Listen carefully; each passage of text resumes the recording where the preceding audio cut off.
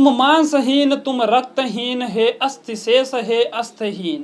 तुम मांसहीन तुम रक्तहीन हे अस्थिशेष तुम अस्तविहीन। तुम शुद्ध बुद्ध आत्मा केवल, तुम शुद्ध बुद्ध आत्मा केवल, तुम चिर पुराण हे चिर नवीन। जय हिंद दोस्तों, आप सभी का आपके अपने YouTube चैनल पर स्वागत है। सबसे पहले आप सभी को गांधी जी की 151वीं जयंती की ढेरों सारी शुभकामनाएं। गांधी जी का एक बहुत ही प्रसिद्ध वाक्य है, उन्होंने कहा था कि यदि आप समाज में कोई परिवर्तन लाना चाहते हैं, कोई बदलाव लाना चाहते हैं, तो सबसे पहले वह बदलाव, वह परिवर्तन आप अपने अंदर स्वयं लाइए। क्योंकि जब आप वह परिवर्तन आप अपने अंदर लाएंगे तो उसको देखकर और सारे लोग भी, आपके आसपास के लोग भी प्रभावित होंगे और धीरे धीरे वो बदलाव प्रारंभ होगा और धीरे धीरे ही समाज में वो बदलाव देखने को मिलेगा। क्योंकि जो सामाजिक बदलाव होता है वो अचानक से नहीं आता है, यह एक दीर्घकालीन प्रक्रिया है जो बदलाव होने के लिए काफ़ी ज़्यादा समय लेता है। तो गांधी जी के इन आदर्शों को ध्यान में रखते हुए अब आइए हम आपको मिलवाते हैं रोहित सर से, जो आपको बताएंगे कि गांधी जयंती मनाया क्यों जाता है और गांधी जयंती मनाने का उद्देश्य क्या है। तो आइए रोहित सर।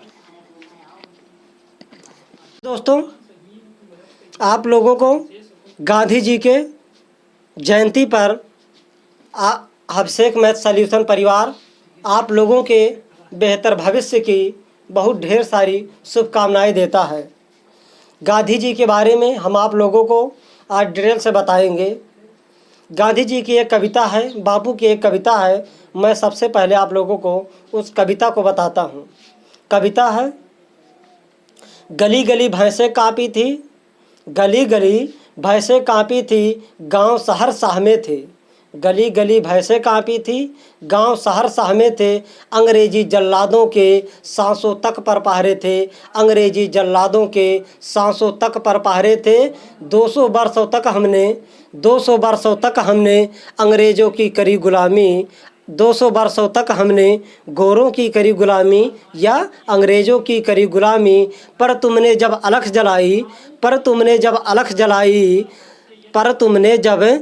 जलाई, गोरी नस्लें काँपी। बिन हथियार लड़े हों फिर भी हार गया शैतान, बिन हथियार लड़े हों फिर भी हार गया शैतान। हे बापू तुमको मेरा प्रणाम, हे बापू तुमको मेरा प्रणाम। जय हिंद दोस्तों, आपका स्वागत है आपके अपने YouTube चैनल पर। दोस्तों, आज का जो दिन है वो है गांधी जयंती, जिसको हम लोग हर साल 2 अक्टूबर को 2 अक्टूबर को मनाते हैं। बड़े हर्ष और उल्लास के साथ हम लोग गांधी जयंती मनाते हैं। लेकिन शायद कुछ लोगों को पता होगा कि गांधी जयंती को आखिरकार हम लोग क्यों मनाते हैं, ये किस लिए मनाते हैं, किन की याद में मनाते हैं। तो वो तो हमको मालूम ही है कि गांधी जी की याद में मनाते हैं। दोस्तों, मैं आप लोगों को इस वीडियो के माध्यम से ये बताना चाहता हूँ कि आज हम लोगों के लिए बड़े गौरव की बात है जो हम गांधी जी के 191वीं जयंती मनाने के लिए यहाँ पर इकट्ठा हुए हैं। आज कोरोना महामारी के चलते सभी कॉलेज, विद्यालय, स्कूल इत्यादि बंद हैं। सभी स्कूलों में ऑनलाइन शिक्षा बच्चों को दी जा रही है। हम लोग भी ऑनलाइन शिक्षा आप लोगों को दे रहे हैं और हम इस वीडियो के माध्यम से आप लोगों को गांधी जी के बारे में कुछ बताने जा रहे हैं। आप लोग वीडियो के अंत तक बने रहिए और पूरा जो गांधी जी के हम विचार पर डिस्कस करने वाले हैं उसको आप लोग ध्यानपूर्वक सुनिए, जो कि गांधी जी के विचार सुनने से हमारे जीवन में काफ़ी कुछ परिवर्तन हो सकता है। काफ़ी कुछ चीज़ हम गांधी जी से सीख सकते हैं, क्योंकि गांधी जी एक ऐसे विचारवान व्यक्ति थे जिन्होंने सत्य और अहिंसा पर विजय प्राप्त कर ली।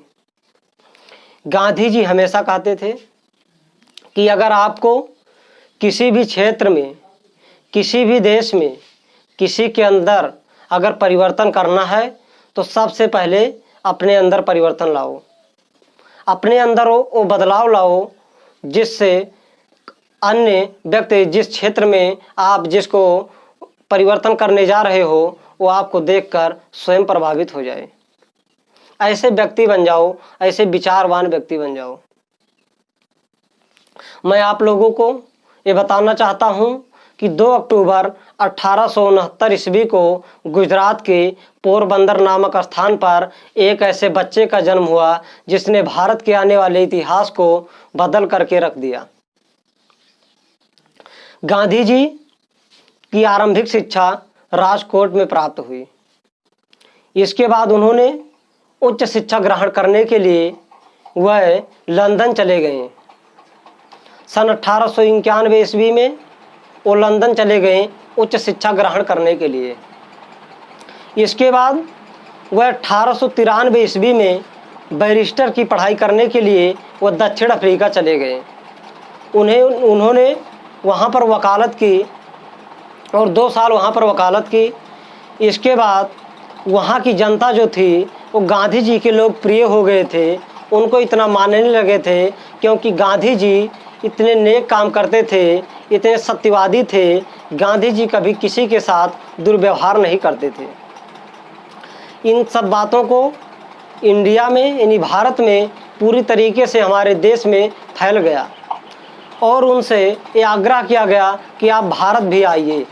गांधी जी 1896 ईस्वी में वो भारत लौट कर आए और उनकी जहाज़ आई थी बंगाल में। उसके बाद उन्होंने वहाँ से ट्रेन पकड़ करके इलाहाबाद की धरती पर उन्होंने इलाहाबाद आया था और जिसमें उन्होंने एक मीटिंग हुई थी। उस मीटिंग में गांधी जी ने भारत के लोगों पर हो रहे अत्याचारों के बारे में जम करके विरोध किया और उन्होंने ये दुख जताया कि हम भारत के लोग पर इतने ज़्यादा अत्याचार हो रहे हैं, उनके अधिकारों को छीना जा रहा है। लोग अस्वस्थ कर जीवन जी रहे हैं, बेतुके रीति रिवाजों में फंसे हुए हैं, अंग्रेज़ों का राज चल रहा है। वो अपनी मनमानी तरीके से इंडिया में अपना व्यापार फैलाना चाहते हैं। हम भारत के लोगों को इतना दुख दे रहे हैं। और जब गांधी जी फिर से दक्षिण अफ्रीका के लिए रवाना होते हैं तो ये जो बात है ये पूरी तरीके से वायरल हो गया, फैल गया दक्षिण अफ्रीका में कि जो गांधी जी यहाँ पर आए थे वो हम लोगों के विरोध में खड़े हो गए हैं, हम लोगों के साथ वो अन्याय करना चाहते हैं। वहाँ के जो नौजवान थे दक्षिण अफ्रीका के, वो लोग गांधी जी के स्वागत के लिए खड़े हो गए। उन्होंने समय का इंतज़ार किया कि गांधी जी के आने पर हम उनसे फिर बात करेंगे, उनसे मिलेंगे। गांधी जी जब पुनः दक्षिण अफ्रीका के लिए अपने पूरे परिवार के साथ रवाना होते हैं तो दक्षिण अफ्रीका में गांधी जी जोहान्सबर्ग में रहते थे, लेकिन पहले ट्रेन की साधन उपलब्ध नहीं थी। इस कारण गांधी जी नाव की यात्रा से वहां जाते थे और जो जहाज़ थी वो एडिनबर्ग पर पहले जाती थी, उसके बाद एडिनबर्ग से जोहान्सबर्ग पर जाते थे। गांधी जी अपने परिवार के साथ एडिनबर्ग पहुंचते हैं। देखते हैं काफ़ी संख्या में पुलिस वहां पर इकट्ठा हुए हैं। एक पुलिस वाला निकल करके जहाज़ के पास आता है, गांधी जी के पास आता है। गांधी कहता है कि इसमें से गांधी कौन है, महात्मा गांधी कौन है। गांधी जी कहते हैं आई एम। पुलिस वाला बोला कि भीड़ आपकी सेवा के लिए बाहर खड़ी है, कृपया करके आप अपने देश लौट जाइए क्योंकि आपके स्वागत के लिए भीड़ आपको ढूंढ रही है, इसलिए कृपया करके आप अपने देश फिर से लौट जाइए। गांधी जी ने कहा नहीं। 26 साल का नौजवान, उस समय गांधी जी 26 साल के थे, आधी उम्र लगभग। गांधी जी ने कहा नहीं, हम वापस लौट कर नहीं जाएंगे। आप कृपया करके हमारे पूरे परिवार को आप एडिनबर्ग तक पहुंचा दीजिए और मैं स्वयं उनसे सामना कर लूँगा। और लोग यहाँ तक कभी कहते हैं कि गांधी जी बड़े डरपोक किस्म के आदमी थे। आप लोग बताइए, अगर गांधी जी डरपोक होते तो फिर से अपने देश लौट कर आते कि ना आते, चले आते। गांधी जी, पुलिस वाला बोला कि हम आपके परिवार को एडिनबर्ग तक पहुंचा दे रहे हैं, इसके बाद हम और भी पुलिस कर्मियों को यहाँ पर बुला लेते हैं, इसके बाद आपको भी हम वहाँ तक पहुँचा देंगे। गांधी जी के परिवार को एडिनबर्ग तक जोहान्सबर्ग तक पहुँचाया जाता है। इसके बाद गांधी जी जहाज़ से उतरकर जैसे ही बाहर जाते हैं, भीड़ उनके स्वागत के लिए उन पर इतना लाठीचार्ज करता है, गांधी जी को बुरी तरीके से जख्मी बना देते हैं। एक इतिहासकार लिखते हैं कि अगर उस रास्ते से एक एसपी की पत्नी ना जा रही होती तो शायद उस दिन गांधी जी का अंतिम दिन होता। एक एसपी की पत्नी थी दक्षिण अफ्रीका की, उन्होंने रास्ते में जा रही थी और गांधी जी को देखकर वो पहचान गई कि वकालत करते हैं, और वो किसी तरीके से उनके हस्तक्षेप के कारण गांधी जी को उन्होंने बचा लिया। गांधी जी को काफ़ी चोट लग गई थी। अगले दिन वो महिला कहती है, एसपी की पत्नी, गांधी जी से कि आपके ऊपर जो हमला किए हैं, जो आपको चोट पहुंचाए हैं, मैं उन लोगों से भली भांति परिचित हूँ।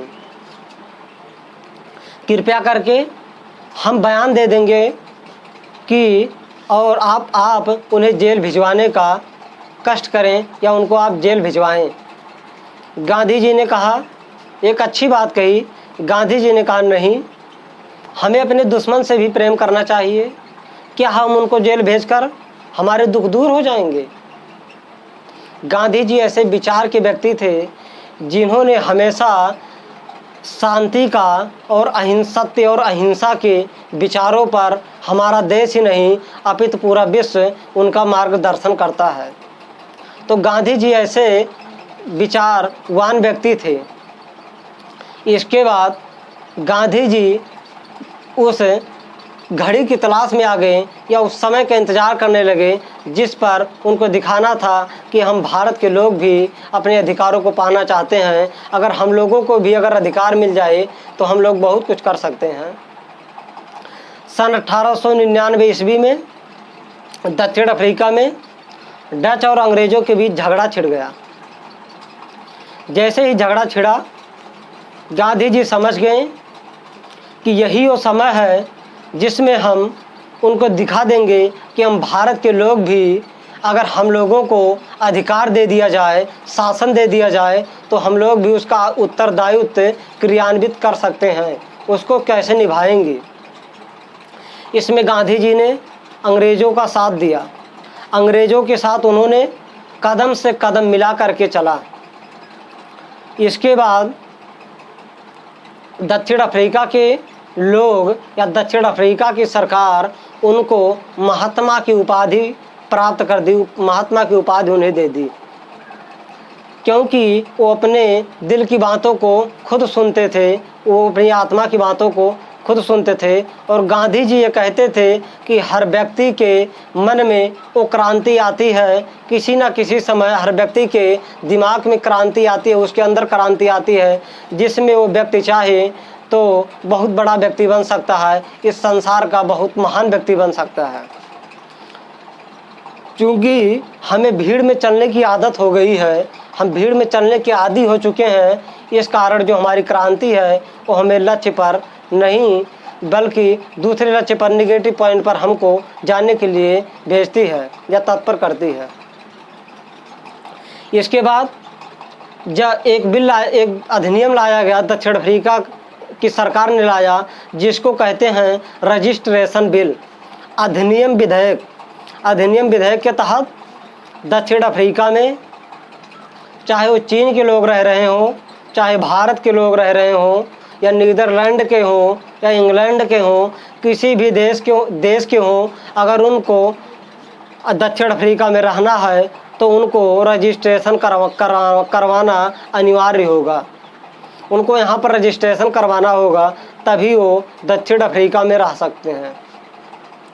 और ये बात पूरे विश्व में फैल गया और गांधी जी ने इस पर जम करके विरोध किया और इसी विरोध में गांधी जी को सन 1908 ईस्वी में पहली बार जेल में डाल दिया गया।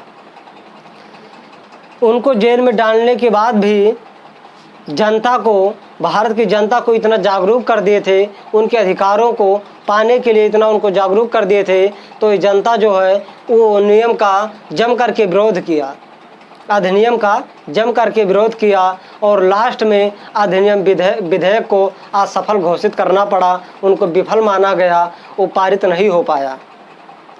इस कारण से गांधी जी को यहाँ पर भी विजयी प्राप्त हुई। इसके बाद गांधी जी के राजनीतिक गुरु गोपाल कृष्ण गोखले जी दक्षिण अफ्रीका के लिए रवाना होते हैं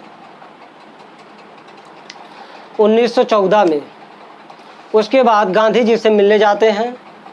गांधी जी को कहते हैं कि आपने यहाँ पर अनेक महान कार्य किए हैं हम भारत के लोगों के लिए, आप कृपया करके आप भारत चलिए, अपने देश चलिए, वहाँ भी आप उन लोगों के लिए कुछ ऐसा चीज़ लाइए, कुछ ऐसा आंदोलन चलाइए जिससे हम लोग भी अपने अधिकारों को हम अपने अधिकारों को पाने के लिए तैयार हैं, उन अधिकारों को आप हमको दिलाइए। गांधी जी 9 जनवरी सन 1915 ईस्वी को भारत लौट आते हैं। और दोस्तों, मैं आप लोगों को इस वीडियो के माध्यम से बताना चाहता हूं कि 9 जनवरी को हम हर साल भारतीय प्रवासी दिवस के रूप में मनाते हैं। तो ये भारतीय प्रवासी दिवस उन्हीं के याद में हम मनाते हैं, क्योंकि उसी दिन गांधी जी यहाँ पर भारत लौट कर आए थे। और सबसे पहले बनारस में आए, जिसमें मदन मोहन मालवीय काशी हिंदू विश्वविद्यालय की स्थापना हुई। उसमें महासभा दीक्षांत में वो भाषण दिए और उसमें लोगों को काफ़ी प्रभावित किया गांधी जी ने। गांधी जी ने उनके अधिकारों को दिलाने के लिए सभी को जागरूक कर दिया अच्छे तरीके से, और सभी नागरिकों के दिमाग में ये गूंज रहा था कि हमें अपने अधिकार चाहिए। अंततः अंग्रेज लोग जान चुके थे कि अब भारत के लोग भी आगे बढ़ रहे हैं, बुद्धि और विवेक से वो काम चलाना चाहते हैं। इस बीच गांधी जी ने कई आंदोलन किया। मैं आप लोगों को बताना चाहता हूँ, एक बार की बात है, बंगाल में एक ऐसी भुखमरी आई थी जिसमें उसकी जनसंख्या का 1/3 जनसंख्या मारी गई थी, क्योंकि अंग्रेज़ों के द्वारा वहाँ पर नील की खेती की जाती थी। और मैं आप लोगों को बताना चाहता हूँ, जो नील की खेती यही कपास की खेती है, और जहाँ पर नील की खेती कपास की खेती हो जाएगी, उसकी जो भूमि होती है, उसकी जो उर्वरता होती है मिट्टी की, वो बहुत कम हो जाती है, क्षीण हो जाती है, अर्थात नष्ट हो जाती है। और वो अपने व्यापार के लिए पूरे बंगाल में वो अपना व्यवसाय फैलाए हुए थे, बिजनेस फैलाए हुए थे। जिसके कारण एक किसान था, वो गांधी जी से मिलने आया और गांधी जी से बोला कि महात्मा गांधी जी, या उनको बापू भी कहते थे, बापू जी, हम लोग भूखे प्यासे मर रहे हैं, कृपया करके आप लोग हमारे लिए कुछ ऐसा करिए जिससे हम लोग भी खा जी कर इस देश में अपना जीवन बसर कर सकें। गांधी जी ने कहा ठीक है। गर्मी का दिन था। गांधी जी बिहार का किसान था। बिहार के चंपारण जिले में जाते हैं और गर्मी का दिन था, लगभग 11-12 बजे का समय था। और गांधी जी सभी घर के दरवाजे पर दस्तक दे रहे थे। सभी दरवाजे पर जाते थे, सबका दरवाज़ा बंद था। गांधी जी जाते थे, कहते थे कोई है। गांधी जी अचानक एक घर पर पहुंचते हैं। अंदर से एक आवाज़ आती है कि हमारे घर में कोई नहीं है। गांधी जी कहते हैं कृपया करके आप दरवाज़ा खोलिए, मैं आपसे कुछ जानना चाहता हूँ। यहाँ के लोगों के लिए जो यहाँ पर दिक्कतें हो रही हैं, मैं उनको दूर करने के लिए यहाँ पर आया हूँ। महिला कहती है कि हमारे घर में 2 आदमी हैं जो कि काम पर गए हैं और 2 महिला हैं, और हमारे घर में पहनने के लिए सिर्फ एक साड़ी है, इसलिए मैं नंगी हूँ और मैं दरवाज़ा नहीं खोल सकती हूँ। और गांधी जी समझ गए कि वास्तव में जो हमारे यहाँ के लोग हैं वो भूखे मर रहे हैं, उनको यहाँ तक की भुखमरी आ गई थी कि उनको पहनने के लिए एक फटा पुराना वस्त्र भी नहीं था। इस कारण से गांधी जी ने नीली क्रांति लाई और उस नीली क्रांति के माध्यम से कपास की खेती को उन्होंने बंद करा दिया। मैं आप लोगों को बताना चाहता हूं, जो आज हम लोग स्वतंत्रता से जी रहे हैं, अपने सभी अधिकारों को पा रहे हैं, उसमें सर्वोच्चतम योगदान है वो है गांधी जी का। गांधी जी को कौन नहीं जानता है, पूरी दुनिया के लोग जानते हैं गांधी जी को। तो हम आप लोगों को इस 191वीं जयंती पर गांधी जी के बारे में काफ़ी कुछ कहने के लिए है। अंततः सन 1931 से लेकर 35 तक के 3 गोलमेज सम्मेलन हुए थे। उस गोल सम्मेलन में भी गांधी जी ने भाग नहीं लिया था और गांधी जी हमेशा कहते थे कि आप ईमानदारी के मार्ग पर चलिए, हमेशा सत्य का समर्थन कीजिए, असत्य की ओर मत जाइए, आप अपने लक्ष्य की ओर ध्यान दीजिए, क्योंकि आपके लक्ष्य में आपके जो रास्ते होंगे उसमें कई सारी बाधाएं आएंगी और आप बाधाएं जो होंगी आपको उस लक्ष्य की प्राप्ति से विचलित कर देंगी और आपका मन भटक जाएगा और आप लक्ष्य की प्राप्ति नहीं कर पाएंगे। इसलिए कृपया करके आप अपने लक्ष्य पर ध्यान दीजिए, बीच की रेजिस्टेंस बाधाओं पर ना ध्यान दीजिए, प्रतिरोध पर ना ध्यान दीजिए कि बीच में क्या है। इसलिए आप मेहनत करिए बढ़िया से और आप इन सब से शिक्षा ग्रहण करिए, इनके विचार जानिए कि ये कैसे व्यक्ति थे। मैं आप लोगों को एक कहानी के माध्यम से ये बताना चाहता हूँ। एक कहानी है, आइए बताते हैं। कहानी यह है कि प्राचीन काल में लोग शिक्षा ग्रहण करने के लिए गुरुकुल जाया करते थे। आपने गुरुकुल का नाम सुना होगा, जिसमें बच्चे जो थे वो नीचे बैठ करके और शिक्षा ग्रहण गुरु से करते थे। वहाँ के गुरु थे, एक महर्षि थे, मानवेंद्र महर्षि। मानवेंद्र जी गुरु जी बच्चों को पढ़ा रहे थे। एक दिन पढ़ाते पढ़ाते वो क्लास में एक दिन कहते हैं कि बच्चों, मेरी एक कन्या है, बेटी है और वो बड़ी हो गई है, उसका शादी करना है। शादी करने के लिए मेरे पास धन नहीं है, धन की कमी है, इसलिए मैं कन्या की विवाह नहीं कर सकता हूँ। तो बच्चों ने कहा, गुरुजी आप टेंशन मत लीजिए, आप परेशान मत होइए, हम कुछ ना कुछ आपके लिए लाएंगे, आपको पैसा देंगे। गुरुजी ने कहा, नहीं, अगर आप मुझे पैसा देंगे तो लोग हमको लोभी कहेंगे, हमको कहेंगे वो पैसा ले करके शिक्षा देते हैं, लालची हैं, बड़े दुष्कर्म के व्यक्ति हैं, तो हम इस समाज में हमारी निंदा होगी। इसलिए कृपया करके हमारे लिए पैसा ना लाएं। लेकिन हाँ, आप कुछ वस्तुएं ला सकते हैं, लेकिन जब ला सकते हैं कि उस वस्तु को चुराते समय कोई व्यक्ति देख ना पाए, कोई देख ना पाए, तब वो चीज़ या वो वस्तु हमारे लिए लाना। बच्चों ने कहा, ठीक है गुरुजी। बच्चों ने रोज़ कुछ ना कुछ अपने गुरुजी के लिए लाया करते थे। कई दिनों तक लाए। गुरुजी ने क्लास में कहा कि बच्चों, अब कल से कोई भी वस्तु नहीं लाना है, क्योंकि शादी करने के लिए हमारे पास उचित वस्तुएं प्राप्त हो गई हैं या हो चुकी हैं। अब हमें धन की आवश्यकता नहीं है, अब इससे ही हमारी कन्या का विवाह हो जाएगा। बच्चों ने कहा, ठीक है। मानवेंद्र गुरुजी ने कहा कि अच्छा ये बताओ कि अभी तक कौन सा वह बच्चा है, जो कौन सा वह विद्यार्थी है जो अभी तक कुछ नहीं लाया। बच्चों ने जवाब दिया, सुकृति। सुकृति गुरुजी अभी तक कुछ नहीं लाया। गुरुजी ने सुकृति को खड़ा किया और पूछा, क्यों विद्यार्थी, आपके घर में कुछ नहीं है, आपके घर में गरीबी है क्या, आपने कुछ नहीं क्यों लाया। बच्चे ने बहुत ही यहाँ पर समझदारी से जवाब दिया। बच्चे ने कहा, नहीं गुरुजी, गुरु दक्षिणा हमारा भी मन कहता है, गुरु की सेवा करने के लिए मैं भी तत्पर रहता हूँ, लेकिन जब मैं किसी वस्तु को चुराने जाता था तो अचानक आपकी याद आ जाती थी और हमारे हाथ रुक जाते थे। गुरुजी ने कहा, ये क्या। बच्चे ने कहा, विद्यार्थी ने कहा कि गुरुजी आप कहे थे कि धन को चुराते समय, वस्तु को चुराते समय आपने कहा था कोई देख ना रहा हो, किसी की नज़र उस पर ना पड़ी हो, लेकिन जैसे ही मैं वस्तु पर हाथ लगाता था तो मेरी जो निगाहें हैं, मेरी जो दो आँखें हैं उस वस्तु पर पड़ी रहती थी, इसलिए हम उस वस्तु से हाथ हटा लेते थे।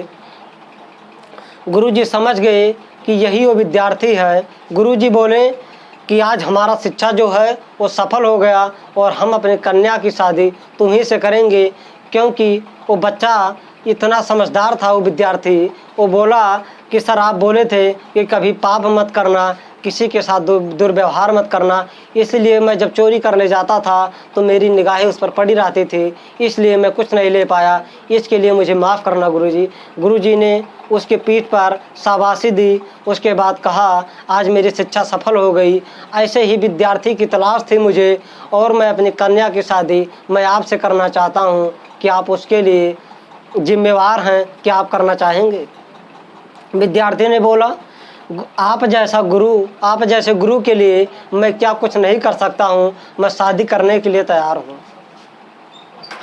तो आप लोग भी इससे सीखिए और अपने भविष्य में ईमानदारी पूर्वक शिक्षा प्राप्त करिए और इस समाज में फैले हुए दुर्व्यवहारों को आप सत्य और अहिंसा के मार्ग पर आप सब भी ले चलने का प्रयास कीजिए, क्योंकि आज हमारा जो समाज है इतना दूषित हो चुका है और इस समाज को सुधारने के लिए, परिवर्तन लाने के लिए शिक्षा ही एक ऐसा माध्यम है जिससे इस समाज में क्रांति आ सकती है और सभी लोगों के दिमाग में एक शांति का आह्वान पैदा हो सकता है।